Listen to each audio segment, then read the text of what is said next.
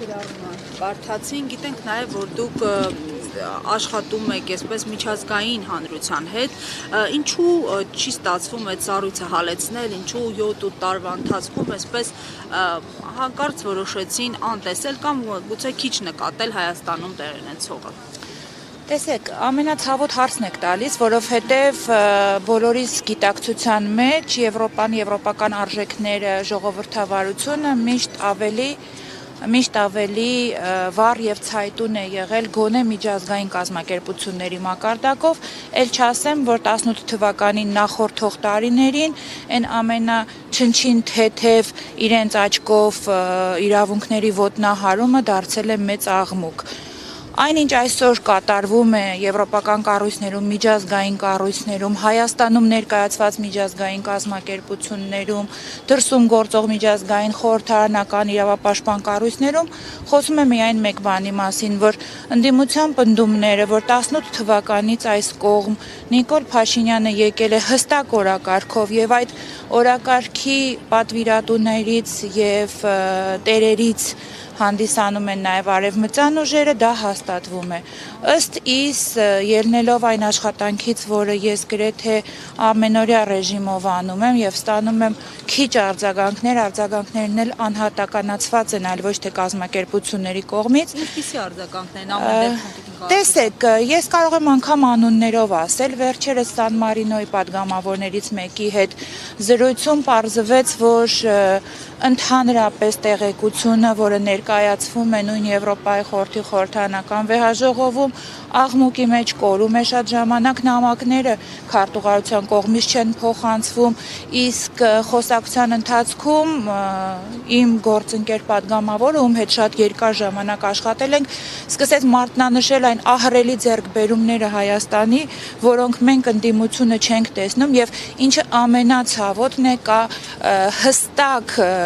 տպավորություն, որին հասել են իշխանականները միջազգային կառույցներում, որ այսօրվա ընդդիմությունը բարձրացնելով ահռելի աղաղակող մարդու իրավունքների ոտնահարումները ընդամենը ռևանշիստ է եւ ուզում է վերադառնալ իշխանության։ Մի տեսակետ էլ կասում են հիբրիդային պատերազմների համատեքստում է այս ամեն ինչը, տեսնում ենք դրսում գնում են ելույթներ ունենում, հիմնականում շեշտը դնում են դրա վրա, նույնիսկ խոստումներ են ստացել, որ այդ պատերազմների դեմ պայքարելու համար միլիոններ պետք է ստացվեն կամ գուցե արդեն ստանում են այս առնչությամբ։ Հիմա ով պայքարում է, ով դեմ է, ստացվում է հիբրիդային գործակալ է։ Տեսեք, նախ այդ հիբրիդային բառը ներմուծել են մարդիկ, ովքեր եթե ինչ-որ մի բանից չեն հասկանում կամ ինչ-որ մի բանը իրենց համար այդքան էլ բացատրելի չէ, օգտագործում են հիբրիդային բառը։ Հիբրիդային պատերազմը իրականում շատ լուրջ մղվող պատերազմ է եւ մեծ փողեր են այդտեղ միշտ դրված, այո, դուք ճիշտ եք։ Այնինչ այսօր կատարվում է մեծ ծրագրի շրջանակներում եւ այո, շատ խիստ ծրագրավորված։ Այնպես չէ, որ ընդդիմության կողմը չի տիրապետում այդ լծակներին, ուղղակի գինը, որ ի սկզբանե 18 թվականից դրվել է եւ որի վճարման մի մասը, ամենացավոտ մասը, Արցախի հանձնումը, Արցախի հայաթափումը, մեր արժեքների ոտնահարումը, եկեղեցու հանդեպ այս ահռելի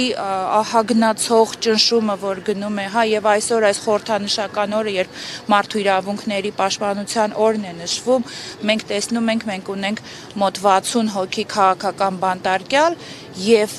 այո, հիբրիդային ձևով անգամ կան մարդիկ, ովքեր դիրքավորված են, կարծես թե ընդդիմադիր դաշտում, կարող են պնդել, որ դիցուք Արշակ Սրբազանը քաղաքական բանտարկյալ չէ։ Ինձ համար սա ծիծաղելի է, սակայն ծիծաղելի չէ այնքանով, որքանով որ լուրջ գործընթացները լավ տեղ չեն բերելու։ Մեր այս վիճակից դուրս գալու միակ ճանապարհը ժողովրդի սթափությունն է։ Մենք պետք է կարողանանք հասնել նրան, որ ժողովուրդը հասկանա, որ այսօրվա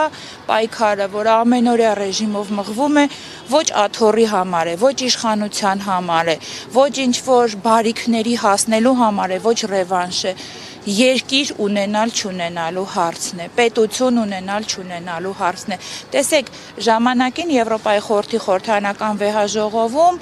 այն վիճակում, որում մենք հիմա ենք, Ադրբեջանն էր եւ ծաղրուծանակի էր ենթարկվում, որովհետեւ այնտեղ չկար ընդդիմություն, որը կարող էր ազատ արտահայտվել, չկային հասարակական կազմակերպություններ, իսկ Ադրբեջանի իշխանությունների դեմ հնչող ցանկացած ձայնել դրսում ապրող ադրբեջանցիների կողմից է։ Նիկոլ Փաշինյանը այսօր մեզ տանում է ադրբեջանականացման, այսինքն չակերտավոր ասած, մեկ մարդու իշխանության, որտեղ բոլորը իրեն են ենթարկվելու, ընդդիմությունն էլ է լինելու իր սրտի ընդդիմությունը, ՀԿ-ներն էլ են լինելու իր սրտի ՀԿ-ները,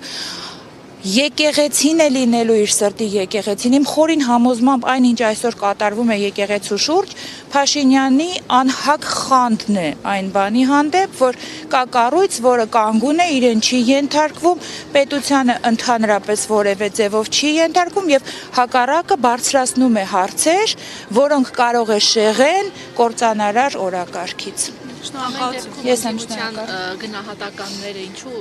լսելի չեն միջազգային հանրությանը, դուք խոսում եք ոնց որ միջազգային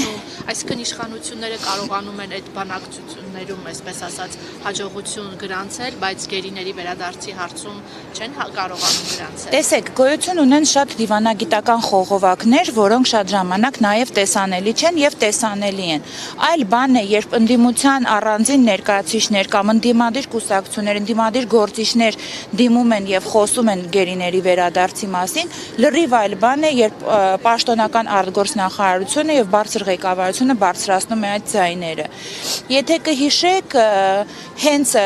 պատերազմի ավարտից հետո 20 թվականի դեկտեմբեր ամսին Նիկոլ Փաշինյանը գնաց եւ Մոսկվայում նստեց սեղանի շուրջ Ալիևի հետ, ինչը ավելի սարսափելի է, ճաշի սեղանի շուրջ նստեց առանց որևէ նախապայմանների։ Եթե այդ պահին չդրվեց նախապայման բոլոր գերիների վերադարձի եւ դրա փոխարեն Հայաստանից Ադրբեջան վերադարձվեցին այն երկու բանտարկյալները, որոնք Արցախի Հանրապետության կողմից մահապատժի էին ենթարկվել, որովհետև անչափահաս երեխա էին սպանել գերեզմանի վրա, գիտեք այդ խայտառակ պատմությունը, հա, երբ նա առանց որևէ պայման դնելու նստավ բանակցությունների, դրանից հետո